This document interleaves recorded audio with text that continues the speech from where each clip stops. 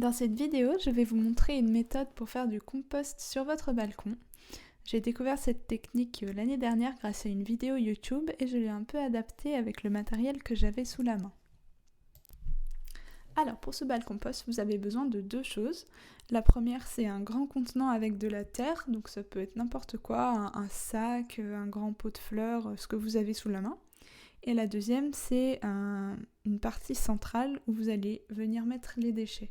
Donc cette partie centrale, moi j'ai décidé de mettre un grillage parce que j'avais ça qui traînait, mais vous pouvez mettre ce que vous voulez, une poubelle, un pot de fleurs, ce qui traîne chez vous. Alors par contre, si vous mettez un objet étanche comme une poubelle, il faut bien enlever le fond et faire des trous sur les côtés, parce que cette partie où vous allez mettre vos déchets, il faut vraiment qu'elle soit bien aérée et que les déchets puissent être en contact avec la terre pour que l'humidité puisse se diffuser. Sinon, vous risquez d'avoir des problèmes d'odeur et des problèmes de moisissure. Et voilà le résultat. Donc n'hésitez pas à planter des fleurs ou des plantes tout autour. Là, je ne l'ai pas fait moi parce que c'était l'hiver, mais je le ferai sûrement la prochaine fois.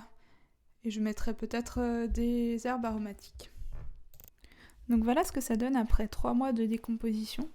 Donc il restait encore des morceaux, mais en fait je les ai triés et puis j'ai récupéré une partie du compost mûr et le reste je l'ai tout simplement remis dans mon balcompost. Alors bien sûr j'ai mis uniquement des épluchures de fruits et légumes qui se décomposent très rapidement. Je me suis pas amusée à mettre des épluchures de melon ou ce genre de choses. Mais voilà, ça fait quand même une petite expérience sympa et j'ai du compost fait maison en appartement. Il y a d'autres solutions quand on habite en ville et qu'on souhaite composter. Une des plus connues, c'est le lombricompostage. Donc ça consiste à se servir de lombric pour accélérer le processus de décomposition. Mais moi je trouve que c'est quand même assez contraignant parce qu'il faut s'en occuper de ces lombrics, c'est presque un élevage.